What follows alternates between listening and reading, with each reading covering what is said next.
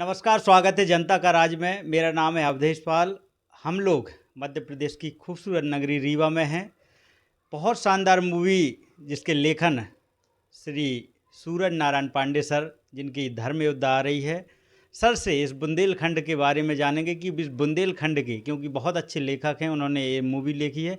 Sir, इस मुंबई को क्या क्या दिया है बुंदेलखंड ने? लेखन में थोड़ा सा बताएं आपका हिस्ट्री के, क्योंकि आप बहुत अच्छे विद्यार्थी रहे हैं। थोड़ा सा फिल्मी दुनिया का इतिहास भी बताएं कि हमारे बुंदेलखंड से जो जो निकला है, जिसने कलम को हाथ लगाया है, क्योंकि ये बात हो रही थी, बड़ा अच्छा लग रहा था। मैं उदाहरण दूंगा छत्रसाल जी के बारे में कि छत्रसाल जी जब बचपन में तो अपने बुंदेलखंड में ये था कि जब बच्चा की रुचि क्या है तो वो कलम और चाकू ये रखा जाता था। जी तो छत्रसाल महाराज ने जी। दाहिने हाथ से कलम पकड़ी और बाएं हाथ से चाकू पकड़ा। क्या? ये बुंदेलखंड की खासियत है। जी वो योद्धा भी है और कवि भी है। इसलिए गांव गांव में आपको हल चलाता हुआ आदमी मिलेगा और कवि कवि होगा।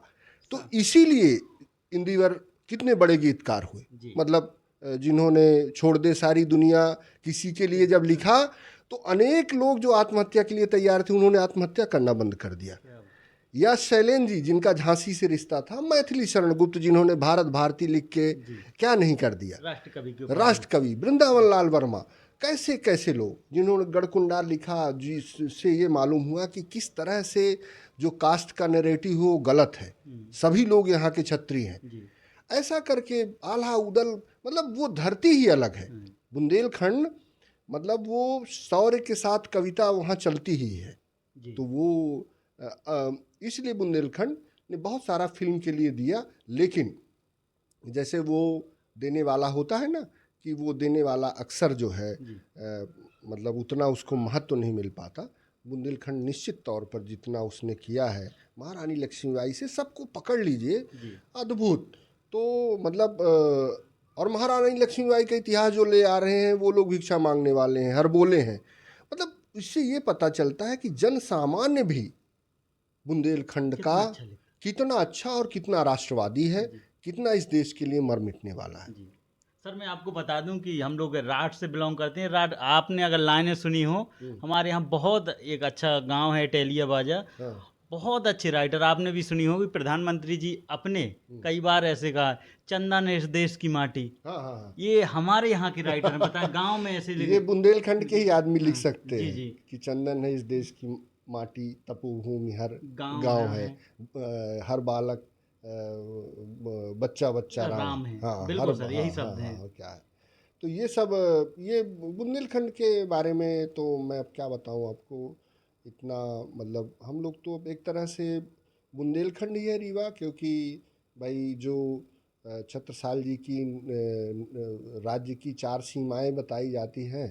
तो क्या कहते हैं, जी जी बेतवा, केन, नर्मदा और टोंस। हाँ, तो वो जो है तो हम लोग टोंस के किनारे वाले तो हैं ही। बिल्कुल। तो निश्चित तौर पर हम लोग का सारा कुछ बुंदेलखंड से जुड़ा हुआ है।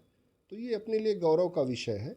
और बुंदेलखंड में खासकर जो लेखकी टैलेंट है जी जी उसको अभी स्थान मिलना चाहिए मुझे लगता है। और फिल्म मीडियम में तो जैसा हमने जाना ही, लेकिन बहुत कम लोग जानते हैं कि इंदिवर जैसा बड़ा गीतकार आपके बरुआ सागर का जी जी, बिल्कुल। है ना। तो सर, आपको इंदिवर, क्योंकि आपका समय बहुत ज़्यादा, आपने इतिहास को पढ़ा, इंदिवर जी के आपके फेवरेट कुछ जो नगमे हो, थोड़ा सा दो चार नगमे पुराने दर्शकों को याद आ जाएगा आपके समय के। देखिए, इंदिवर के बारे में ये है कि इंदिवर जो झांसी रेलवे स्टेशन में अपनी कविताओं का ऐसा बांटा करते थे, जी छोटी छोटी कविताएं सुनाया करते। फिर उनकी श्रीमती जी ने कहा बम्बई चले जाओ, तो उन्होंने बॉम्बे में जाके बहुत अच्छे अच्छे गीत लिखे। फिर वो जब घर आए तो उनकी पत्नी उनके साथ नहीं गई, फिर वो अपने पत्नी के वियोग में हमेशा रहे। तो बम्बई में वो बहुत प्रसिद्ध गीतकार हुए। तो जैसे चंदन सब बदन चंचल चितवन, या क्या कहते हैं, छोड़ दे सारी दुनिया किसी किसी के के लिए। लिए।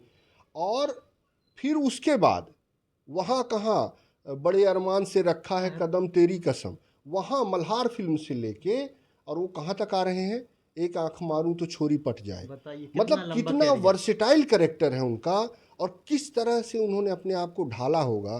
तो इंदिवर तो अद्भुत। हाँ, ग्रेट है वो। जी जी। हाँ, मतलब फिल्म मीडियम में शैलेंद्र और इंदिवर, इनके बारे में कहा जाता है कि बाकी सब तो शायर थे, ओरिजिनल गीतकार यही दोनों हैं। यही दोनों थे।